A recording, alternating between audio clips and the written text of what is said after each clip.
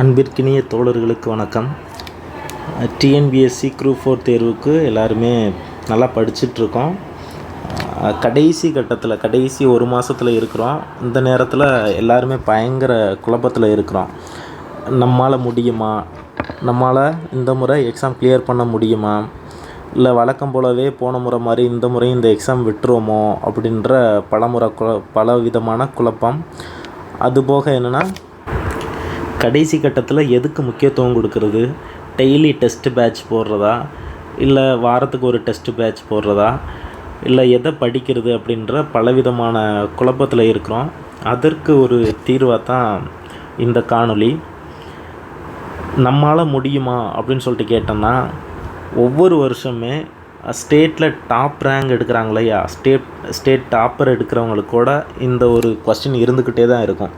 நம்மளால் இந்த exam clear பண்ண முடியுமா அப்படின்ற மாதிரி. ஸோ அதை பற்றி நீங்கள் ஒரி பண்ணவே வேண்டாம். இப்போது ஆரம்பித்தா கூட நம்மளால் கண்டிப்பாக இந்த எக்ஸாம் கிளியர் பண்ண முடியும். அது காரணம் என்ன, இவ்வளோ நாள் நம்ம படிக்காமலாம் இல்லை, படிச்சுட்டு தான் இருந்திருக்கோம். கொஞ்சம் கொஞ்சமாக படிச்சுட்டு இருந்திருக்கோம். கடைசி கட்டத்தில் அதையெல்லாம் ஒருங்கிணைச்சு நம்ம அந்த தேர்வில் வெற்றி அடையப்போம். இப்போது இங்கே இந்த பயிற்சி களத்தில் நம்ம வியர்வை சிந்தி உழைச்சாதான் நம்ம போர்க்களத்தில் நம்மளால் சிறப்பாக போர் புரிய முடியும். அதே மாதிரி தான் நம்ம இப்போ கஷ்டப்பட்டு உழைக்கக்கூடிய ஒரு சூழலில் இருக்கிறோம். இந்த நேரத்தில் உங்களோட சோம்பேறித்தனத்தையெல்லாம் தூக்கி எறிஞ்சிருங்க. திருவள்ளுவர் கூட ஒரு குறளில் அழகாக சொல்லுவார், குடியை குடியாக செய்ய வேண்டுபவர் மடியை மடியா ஒழுகல். அப்படின்னா என்ன அர்த்தம்னா, நம்மளோட குடும்பத்தை சிறப்படைய செய்யணும். ஏன்னா எல்லாருமே நம்மளோட குடும்ப சூழல் நம்மளுக்கு தெரியும். அந்த குடும்ப பின்னணியில் இருந்து, இந்த மாதிரி கஷ்டமான ஒரு குடும்ப சூழல் அந்த பின்னணியில் இருந்தால் எல்லோரும் படிச்சுட்ருக்கோம். நம்மளை நம்பித்தான் அந்த குடும்பம் இருக்குது அப்படின்ற விஷயமும் எல்லாருக்குமே தெரியும். அப்போ அந்த குடும்பத்தை ஒரு சிறப்படைய செய்யணும். ஒரு பொருளாதார நிலையாக இருக்கட்டும், இல்லை நம்மளோட சமூக ஸ்டேட்டஸாக இருக்கட்டும், சோசியல் ஸ்டேட்டஸில் எல்லா விதத்துலேயும் நம்மளோட குடும்பத்தில் நம்மளோட தாய் தந்தை நம்மளை சுற்றி இருக்கிறவங்கள பெருமையடைய செய்யணும். அப்படின்னா அதுக்கு என்ன பண்ணணுமா, மடியை மடியாக ஒழுகல்மா. அப்படின்னா என்ன அர்த்தம், நம்மளோட சோம்பேறித்தனத்தை தூக்கி எறியணும். இந்த நேரத்தில் நீங்கள் கண்டிப்பாக ஒரு பண்ணக்கூடிய ஒரு விஷயம் அப்படின்னா, உங்களுக்கு வர்ற துன்பத்துக்கு துன்பத்தை துன்பத்திற்கு துன்பம் கொடுக்கணும். அதுபோக என்னென்னா, மடியை மடியாக ஒழுகல். உங்களோட சோம்பேறித்தனத்தை தூக்கி எரிஞ்சிட்டு இந்த பயிற்சி காலத்தில் உண்மையாக வியர்வை சிந்தினீங்க அப்படின்னா அதற்கான வெற்றி இந்த டிஎன்பிஎஸ்சி குரூப் 4 2025 கவுன்சிலிங் அன்னைக்கு கண்டிப்பாக நீங்கள்லாம் போஸ்டிங் எடுத்து பணி நியமன ஆணை வாங்கி டிஎன்பிஎஸ்சி வாசலில் நிற்கிற அந்த ஒரு விஷயத்தை எல்லாருமே விசுவலைஸ் பண்ணி நீங்கள் படிங்க. நம்ம வகுப்பை பொறுத்தளவு இந்த வாரம் டிஎன்பிஎஸ்சி குரூப் 1 எக்ஸாம் இருக்குது. இந்த எக்ஸாம் எழுத போகிற எல்லாருக்குமே வாழ்த்துக்கள்.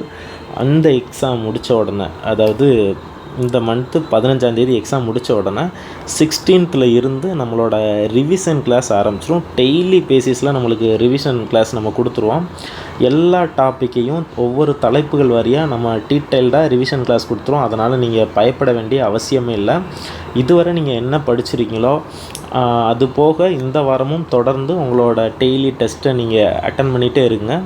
வருகிற 16ஆம் தேதியிலேருந்து டெய்லி நைட்டு உங்களுக்கு ரிவிஷன் கிளாஸ் எல்லா டாப்பிக்குமே தெளிவாக உங்களுக்கு எடுத்து கொடுக்கும்.